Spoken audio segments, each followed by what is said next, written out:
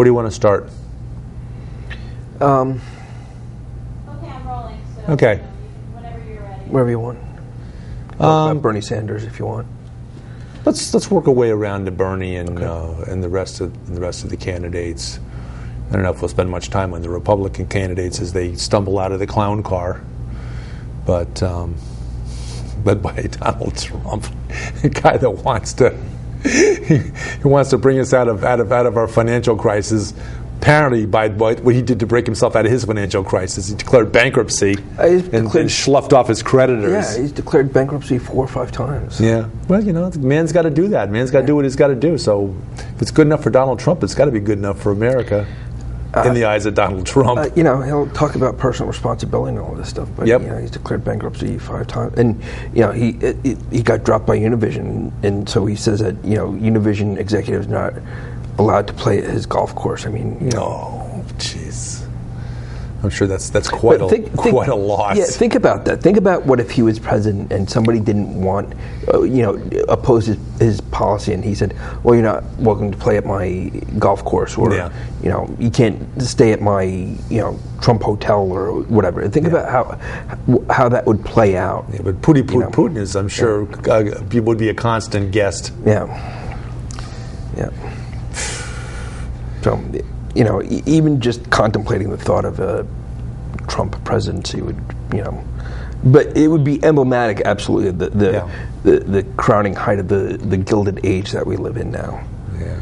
So tell me more about the work you're doing with getting veterans started in their own businesses, and we'll segue Phil Sharlak in when he's able to come and join us. So a lot of things have developed since then. So, the first thing is we were very successful in getting the Connecticut legislature to vote for and roll into the overall appropriations bill a 100% state income tax exemption for military pensions.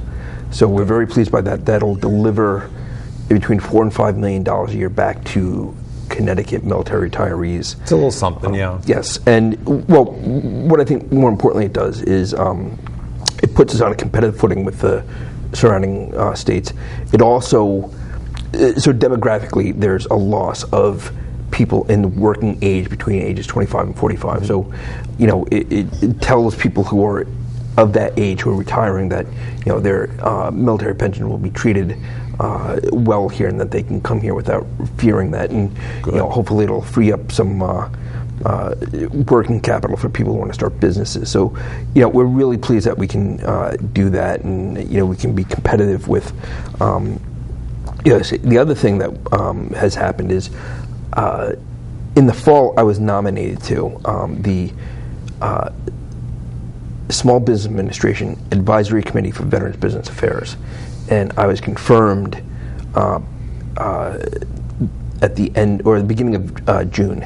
So now I am a member of a 10-person advisory panel that advises the Small Business Administrator and the President and the Congress on policy for more than 3.6 million veteran-owned businesses that produce more than $1.7 trillion in national. That's quite an honor.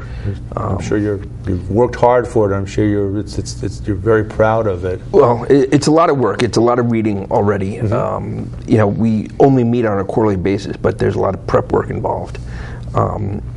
But yes, and ever since then, both between getting the tax exemption passed and this opportunity, my phone has been ringing off the hook between people who want things from me, who want to do business with me, who are looking for access, and politicians who want to talk about policy. So it's been a very, very, very busy month at this point. My own program now. We're up to 90 businesses that we've created, and I'm working on starting the next year. So at this point, we have 19 schools, 19 seats filled out of the 25. So we're almost filled for next year. Oh, good. Yeah, so we're in good shape for that, and I think that will be, I think it'll be hard to top last year's class. Last year, we had 26 people in the class. We had 20 started businesses. We had 4 get full-time jobs, and 2 get into MBA programs. So, wow. It's phenomenal results or outcomes. It's hard to imagine that we'll top that, but I hope that we will.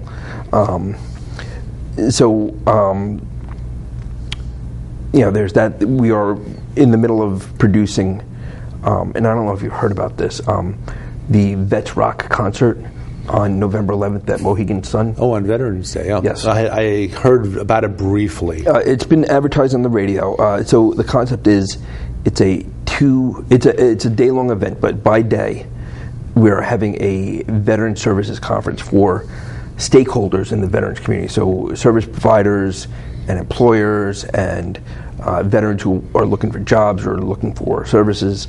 We're trying to bring them all together into one room, basically at Mohegan Sun.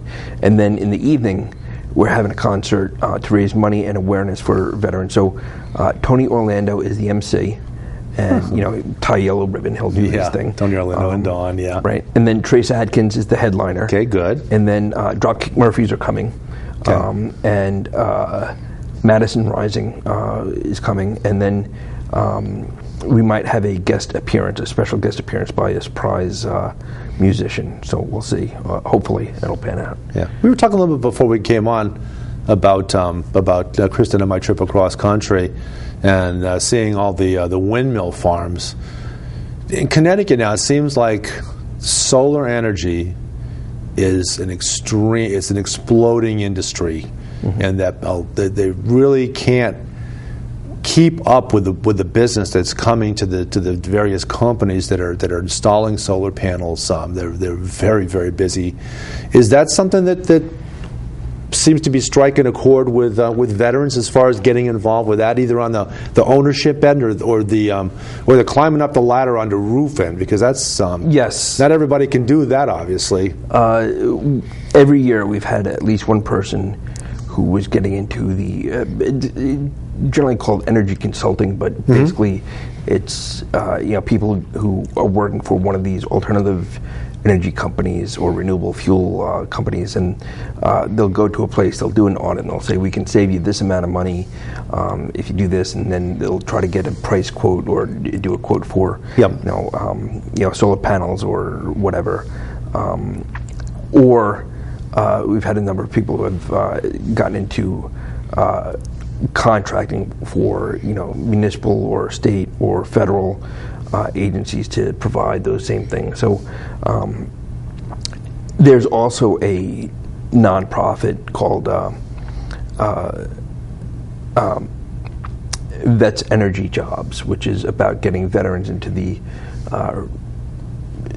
alternative energy industry. So there's a lot to it. I know a guy who's working on.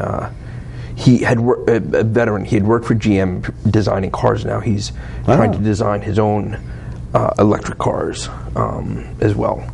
And ultimately, I think, and we're not too far away from having solar-powered, self-driving electric cars. Yeah, that technology just impresses me beyond what you can imagine. The concept of a car being able to navigate itself, so you don't even have to steer it. Yeah, it's funny you say that, because I just bought a car 2 weeks ago, weeks ago Friday, and it's the first car I've bought since in 10 years. Yeah.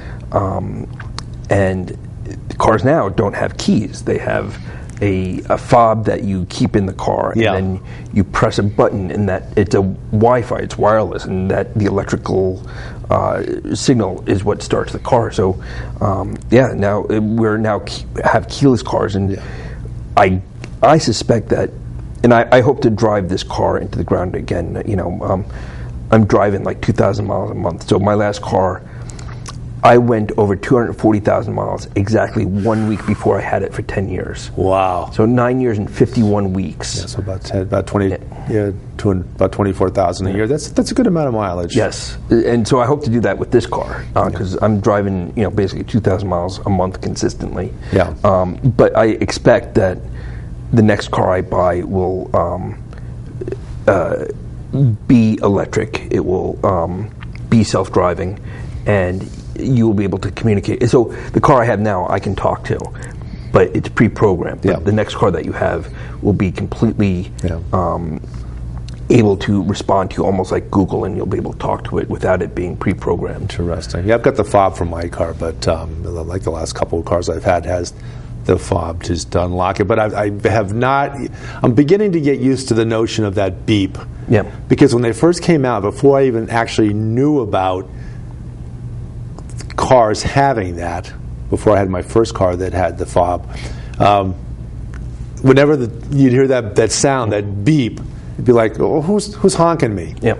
And over the years, I've sort of gotten used to it, but it's still a little bit perplexing to hear cars around me beep and stop and think, oh, who's honking me?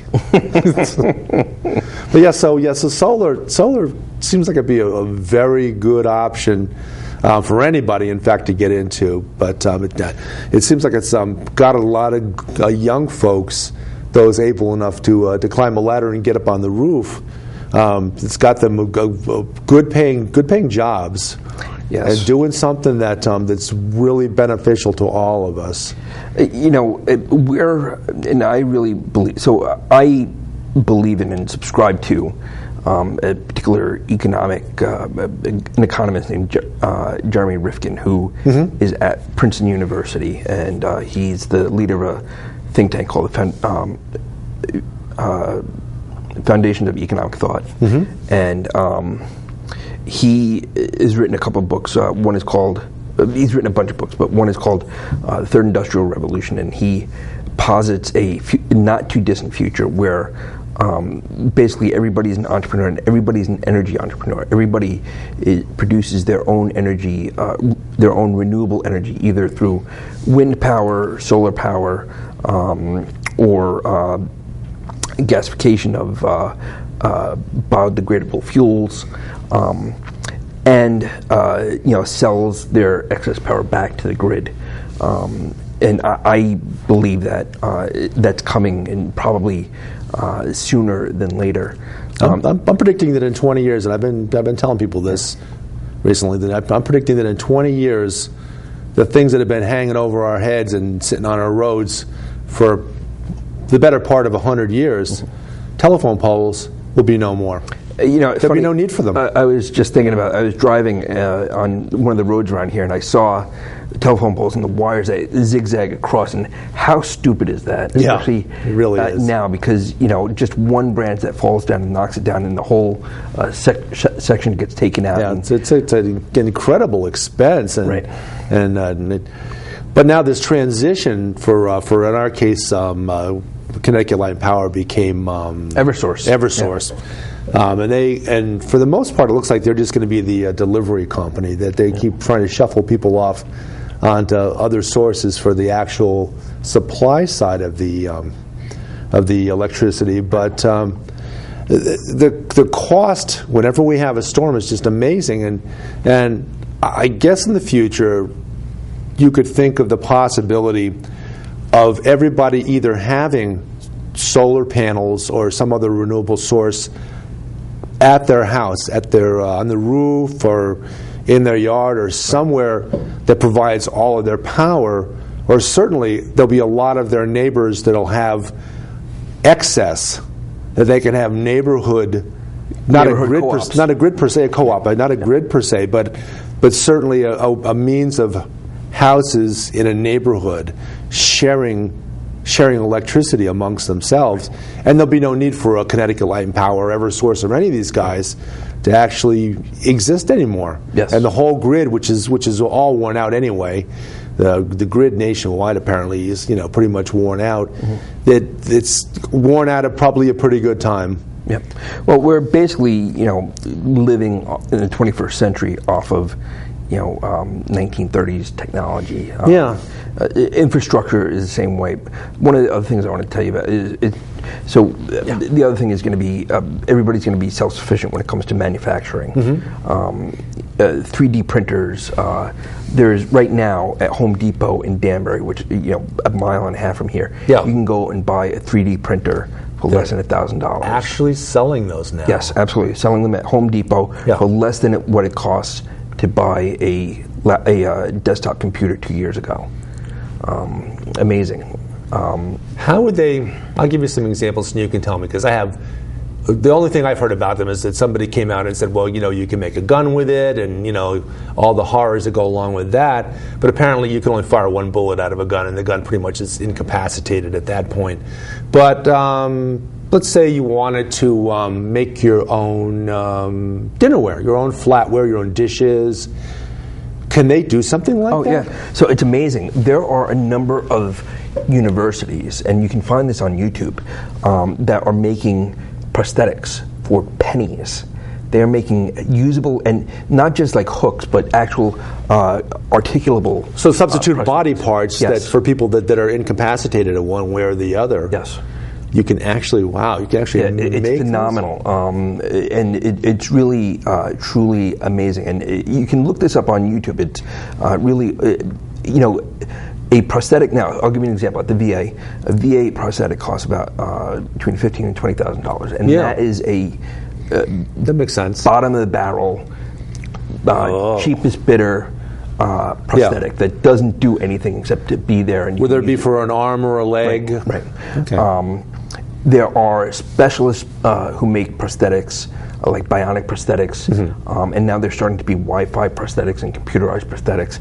But those can go for $75,000 to $100,000. And there's a guy in Oklahoma who makes them and gives them away free to veterans, but you have to get there, and he's got to screen and all that kind of stuff. Yeah, he's got to he's got to decide, he's got a limited amount of capacity to do good, so he's got to make some decisions as far as who he does good for. Right. So in the very, very, very near future, like maybe by 2020, these sorts of prosthetics are going to be That's only 5 years from now. Yeah, made by... I find a little trouble wrapping my head around the notion that 2020 is only not even 5 years away now. Made by, for basically pennies, probably cheaper than anything that can be made in China and imported into the United States. And anybody who is has to go to a specialist prosthetist to get a special prosthetic and whatever. And there still needs to be specialized fitting and stuff like that. And you can do therapy and everything. But the whole industry is going to change dramatically. Really, the whole worldwide, it's going to change dramatically. So that's one example. But yeah, you can make almost anything with what you need is called, they have recipes, but they're basically books, they're blueprints. And you can libraries have them now, and you can go to a library and you can do this. And you get the material and you put it in there, and you program it. It's a computer, you program it, and it'll produce the part. Now, one of the amazing things is there are people who are right now researching how to do that with flesh. With biological material to produce body parts, not just prosthetics, but So artificial organs, artificial skin. Right. Yeah, absolutely. We're really on the verge of miraculous things. I think the decade between 2020 and 2030 is going to be miraculous. Maybe as revolutionary as like the decade, like 1900, 1910, when the car and the telephone and the plane and electricity were all invented in the United States. Yeah, and who's to say that rather than building wider roads, you can have cars have the capacity to go above traffic rather than, and as long as the technology was within them to be able to maneuver safely, you were without having to build new roads. So yeah, this is great, and I don't know if you've seen this. There's a company called Malloy Hovercraft. Hovercraft. What a concept. They are making, so you remember in Star Wars, the hover bikes? They are making those. They actually exist. They can fly 180 miles an hour, and they can fly up to 10,000 feet above sea level. 10,000? They Wow. exist in prototype form. The U.S. Army is working on them on an experimental basis. But as soon as the Army gets them, and this is what always happens, the Army is going to get them, and then they're going to become commercialized. They're going to be available to the rest, and they're going to be very expensive at first. That's true. They developed all the first plane mechanisms. Humvees, all that stuff. They're going to be very expensive at first, but then with 3D technology, people are going to be able to make their own hovercraft and their hover bikes, and they're going to be able to do this stuff. Everybody's going to have them. It's going to be amazing. That's pretty cool. Yeah. Paul Simon, I guess he was being a little snarky when he sang about these are the days of miracles and wonders. Don't cry, baby, don't cry. But I guess these are the days of miracle and wonders, and in a very positive sense. I really believe that, and so yes and no, because I mean, you look at the world and you look at, so this is the United States, and we're sort of at the apotheosis of, this technological Western culture, but most of the rest of the world is, fighting in, not quite the Stone Age, but maybe in, like the medieval times. I mean, most of the rest of the world, most of the people in the rest of the world still live on a few dollars a day, and even being not in medieval times, but just being in the 20th century rather than the 21st century is just amazing. How what a incredible change in the growth of technology in just a few years. There's a sociologist named Manuel Castells who wrote a great trilogy about this, and about the technological society, but basically he took Marxist criticism and he basically said that instead of it being the haves and have-nots about capital, the 21st century is going to be about the haves and have-nots about technology, and that people who have technology and access to technology will reap all the benefits of ownership, and all the people who do not have no possibility of that will continually, it becomes a self-reinforcing mechanism. So I actually think I agree with that analysis, because if you don't have in the vast majority of people on our planet don't, there's 7 billion people on the planet, and by the turn of the century there's going to be, or by 2050 there's going to be probably 10 billion, and probably 8 billion of them are going to be living pre-20th century technology. They might have cell phones. So cell phones seem to be ubiquitous. But people still won't have access to cars.